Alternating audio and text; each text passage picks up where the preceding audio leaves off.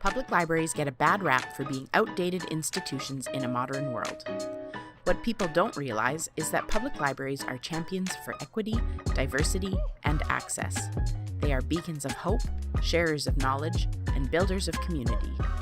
Come along as we show you what a public library is really like. What are you waiting for? Come check us out at Red Deer Public Library. This is our story. Be a part of the story.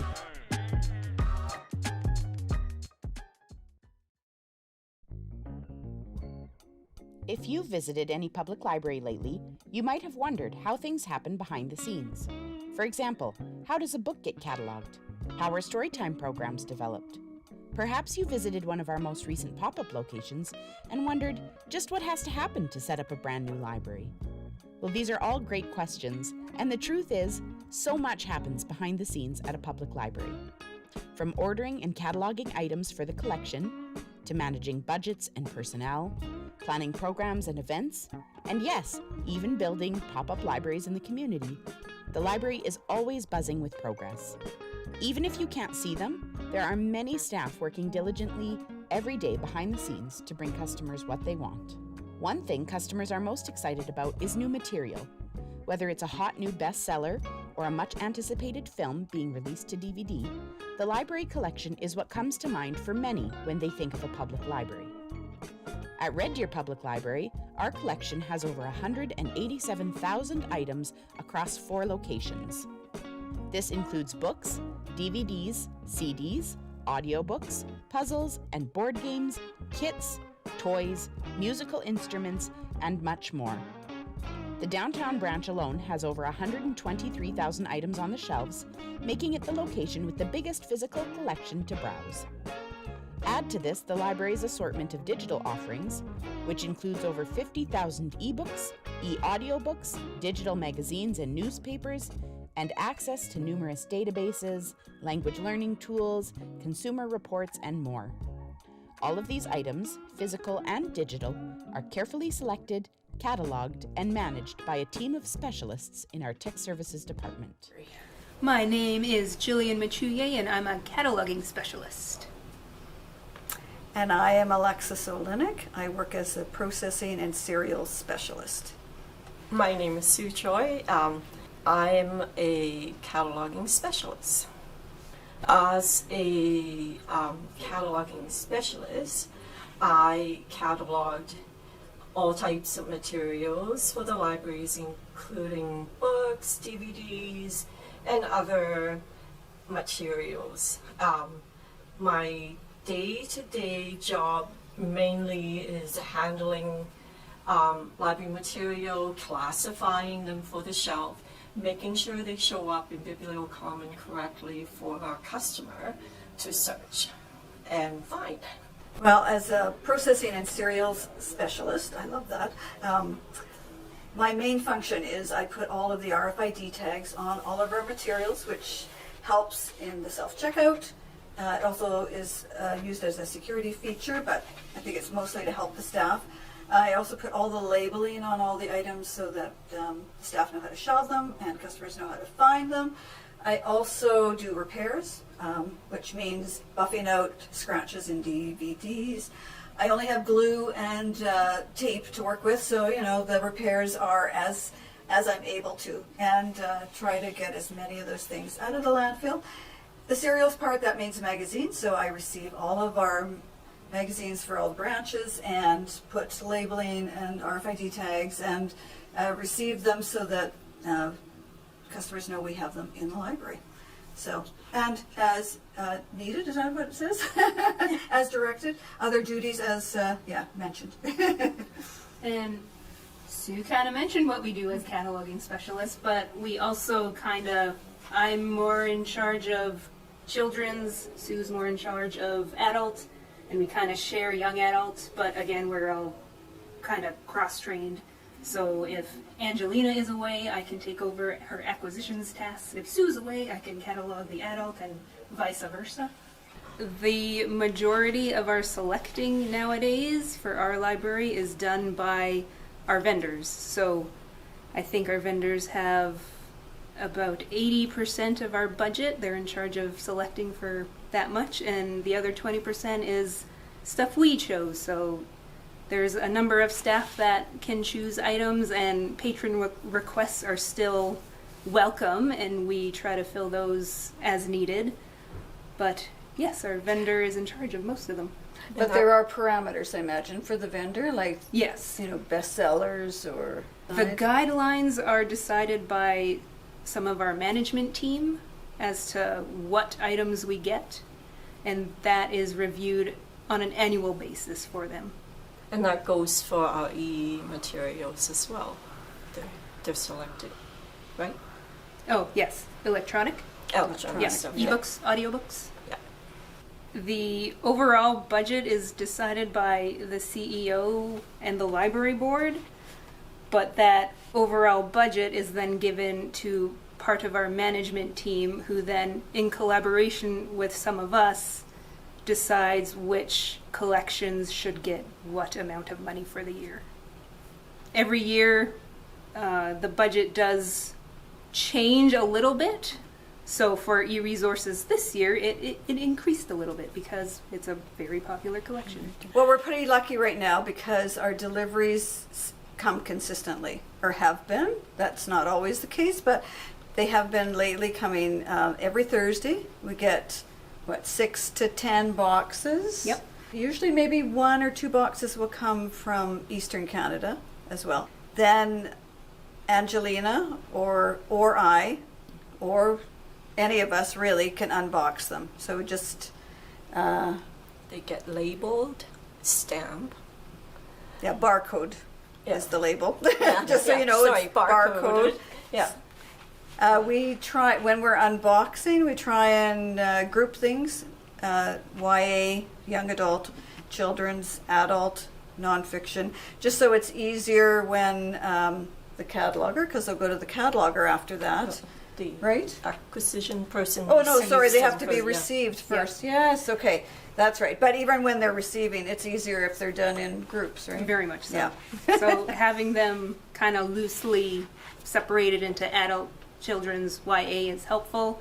For the receiving part, all we do is in our ILS, our library software, we scan the ISBN. We input kind of a placeholder call number that just tells us which collection it belongs in. So Very JE loosely, for, yeah, very loosely. So maybe A&F for adult nonfiction. Then we'll have the date so we can keep track of when it was received. The price is inputted and we match the number we received to our invoice to make sure we weren't short any.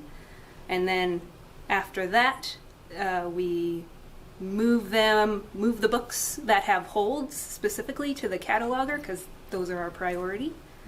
And any that don't have holds, we put on our shelves behind us. And we... And we try to get them cataloged and out to the customer. For example, the holds are we try to get them out as fast as we could so that the customer, because they have holds on them, so the customer can have them almost, right away. And then the rest we try to catalog. So when we catalog, we also put Dewey number. We decide where they go on the shelf, which collection it goes to, adult, kids. And so it's a little bit more specific now, like, is it going to nonfiction, fiction, or where we want sometime with special collection that goes in special on the shelf. So, and then it goes to Alexis. I was just going to say before that, just so if you notice, we have different colored flags in our books. So as we're receiving, it'll indicate whether it's going to one of our branches. So right now we're using pink for Daw, green for Timberlands, white for Collicut. If there's no flag in, that means downtown. So downtown is the default as we're receiving. Once the catalogers have done their magic, then I get them. So we have a series of trolleys in the department where things are set, so I know when something's ready for cataloging. I take it to my desk, put the RFID tag on, all the labeling that needs to go, If there isn't a hold on the item and it's for a branch, we have different bins that those go in. Any holds or downtown materials will go on another trolley that will be taken upstairs to the staff upstairs to discharge and move on to our customers. Yep. So essentially, when a book arrived, everyone in the department would have had a hand in getting it ready for the customer. Touching it. We all touch it. It kind of moves in a circle. Once items make it to library shelves or into the hands of a waiting customer, their journey is far from over. These items, once borrowed, eventually get returned to the library and need to get checked back in before they begin their journey back to the proper place on the shelf. Although all staff members at the library share the load of shelving and organizing books, it is our library assistant ones who do the biggest proportion of materials handling so that staff and customers can find what they're looking for quickly and efficiently. My name is Jason Alani, and I am part of the member services team at Red Deer Public Library, and my title is Library Assistant 1. So my job here at Red Deer Public Library involves basically processing all of the materials that come in.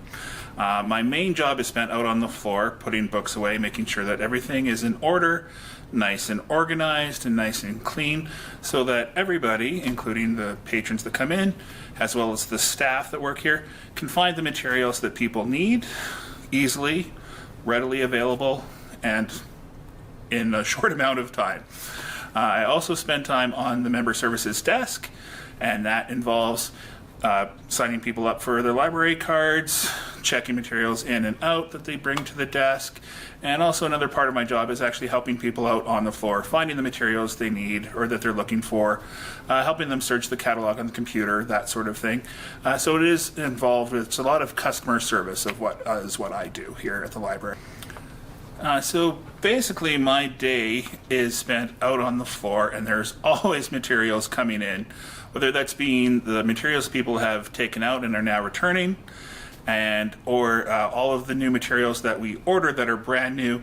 Those have to be processed by our tech services team, and then those also get put out on the shelf. So every single day there is lots and lots of materials coming in and out of the library, all which need to be kind of organized in a manner that, again, is easily accessible so that people can find what they need, and the staff can also help the people find what they need. So lots of times I just spend the day putting books on carts and then taking them to the shelves, putting them on the shelves. My job actually is a very highly detailed job as well, because the books do need to be put in the exact order, and we have a couple of different systems here at the library.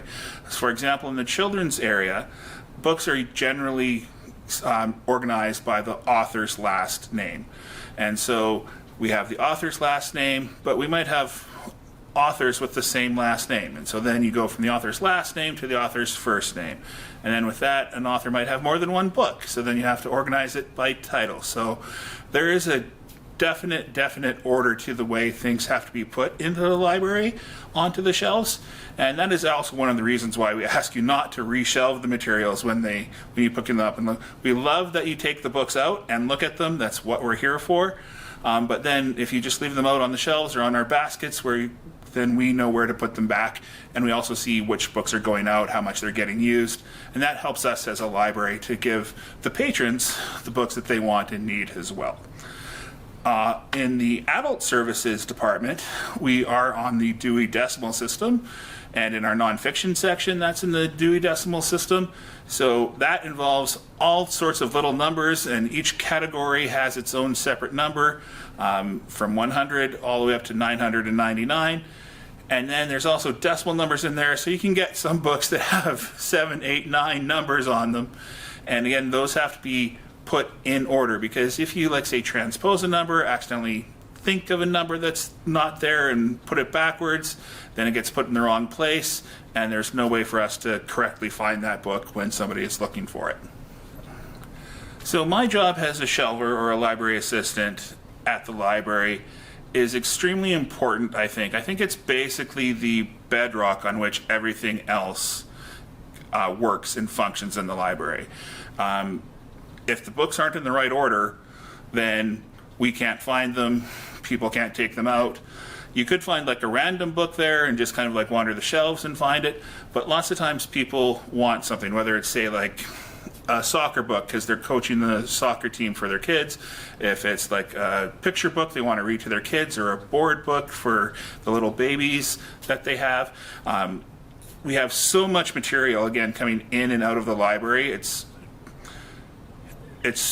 disorganized and organized all at the same time. It's like, kind of controlled chaos, I guess, is what it is, which you don't typically think about as a library functioning like that. You kind of always have that traditional idea of, a library's nice and quiet, it's very peaceful, nothing much is happening, and that might seem like it is out front, but again, behind the scenes, there's lots and lots of things going on. Again, too, like with all the new materials that are coming in, they have to get labeled correctly, then we have to put them on the shelf correctly. People who have put a book on hold, right? They lots of people, we need that specific book, or they're waiting in line for a specific book because it's new and popular. So those books all have to be put in an order that is able to be found quickly. So without that basic premise of having a strict organizational structure and skeleton to build everything else on, the library really couldn't function and work as well as it does here at the Red Deer Public Library. Red Deer Public Library employs library assistants at a variety of different levels to make sure that all elements of library work are attended to, including customer service, programming, and outreach. RDPL has a staff of over 40 library assistants across 4 levels, all managed and scheduled centrally by Karina Fulton, Public Services Manager at Red Deer Public Library. My name is Karina Fulton, and I am the Public Services Manager at the Red Deer Public Library. So my job is basically looking after the staff, supporting them in all of that they do. And there's about 42 of them right now, so it's a lot of a job, but it's the most interesting part of my job. I do everything from recruitment to training to scheduling them, and then just supporting them in their every day-to-day work life, including things they're working on, and hopefully motivating them and moving them forward so they can move through the organization.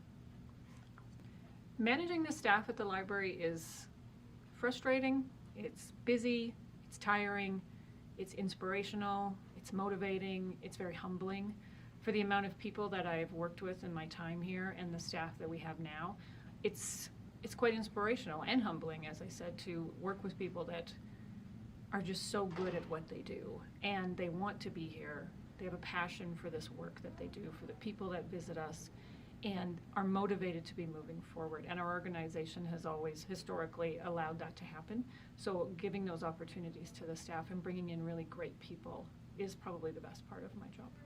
So we have a lot of different staff in the building, and there are different levels, but every library does that their own way. But everybody has very specific tasks that they do. Everyone is expected to know a little bit about everything, and I think that helps with the morale. I think it helps with the supporting each other, and I think it helps with the customers. So everybody has a general idea. So there are, if I leveled it out, there's a basic, I know how to put books away, and I know where everything is. Those people are also helping a customer and walking up and seeing if they need anything. And then we have, and their main focus is putting the books away.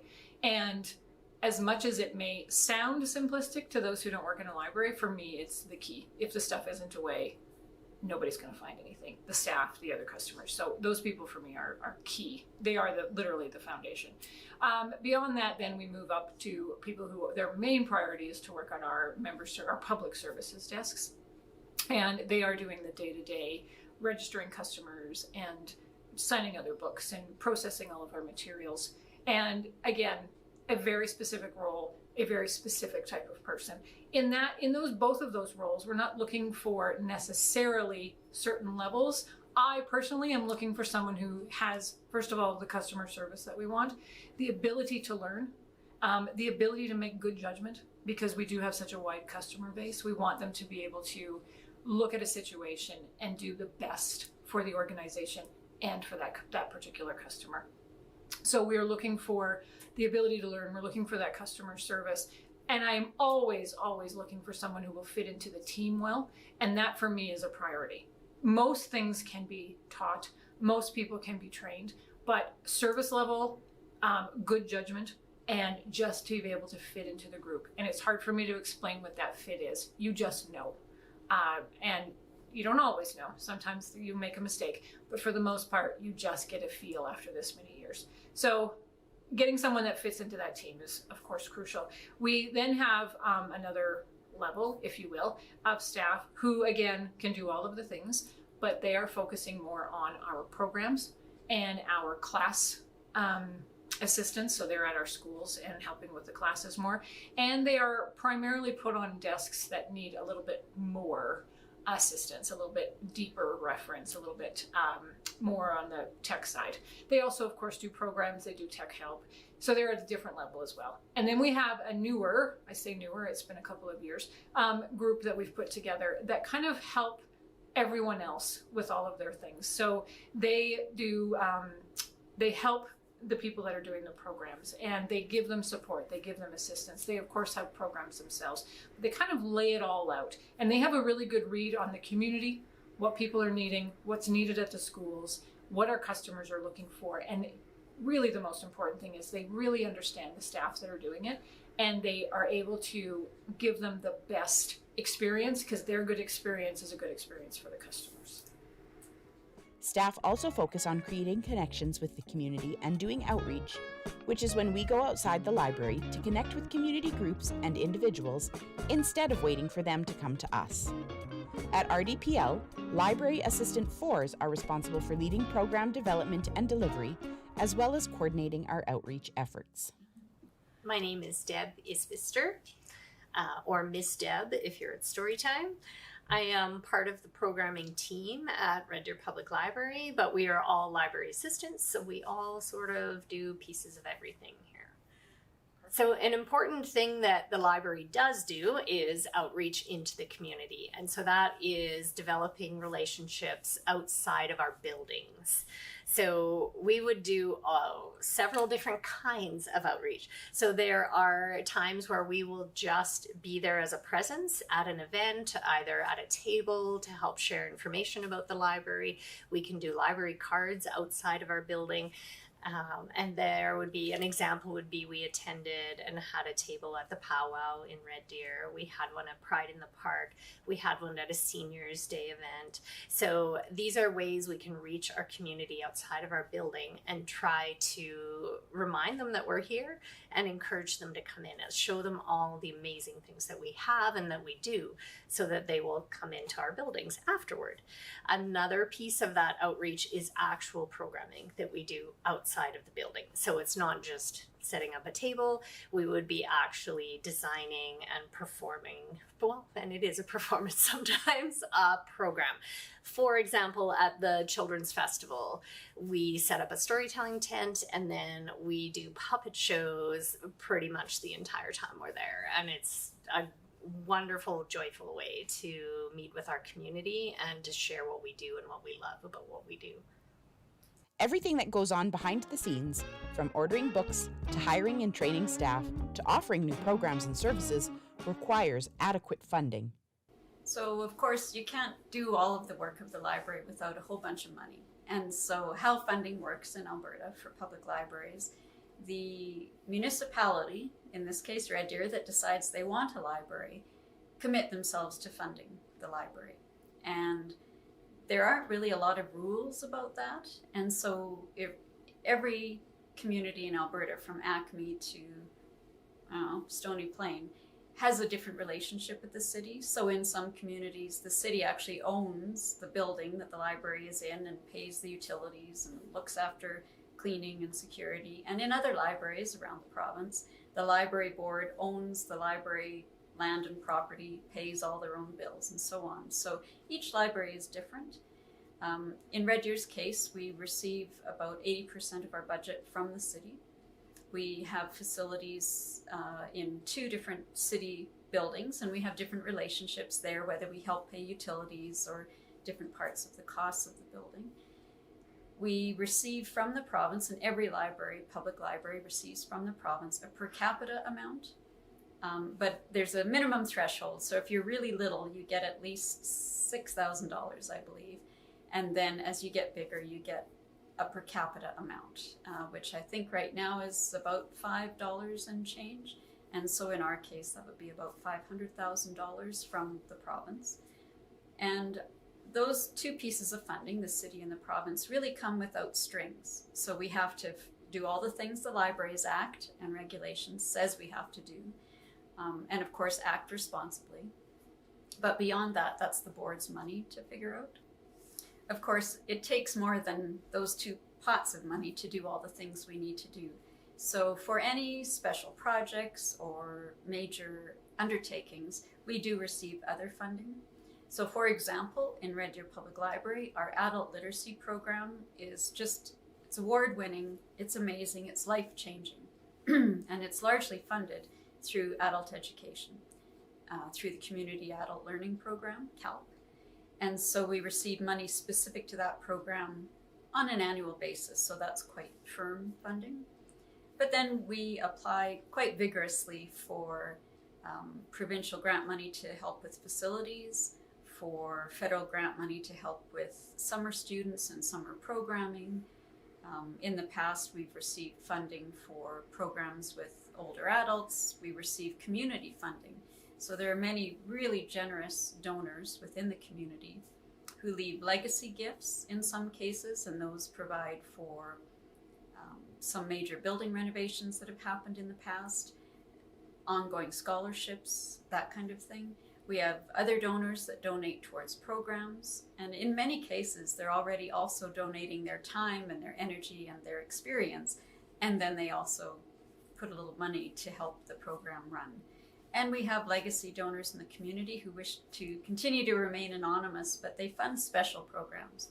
So for example, we have specific funders for our Books for Babies program, which is to really try to get parents thinking about and participating in literacy even when the babies are really little, because we know that literacy changes lives for the better, and that is one of our major goals. So that we found a funder who agreed that that was so important that they put some money towards it. And so we're grateful for all of the kinds of support, and some have more reporting associated with it than others. But in every case, our funders, if asked, receive a full audited statement to see that the money is being spent appropriately and according to their wishes. So we really take that seriously, and I think the generosity of our donors really reflects that trust that they know if they give us money to do a thing, we're going to get that thing done, and we're going to do it really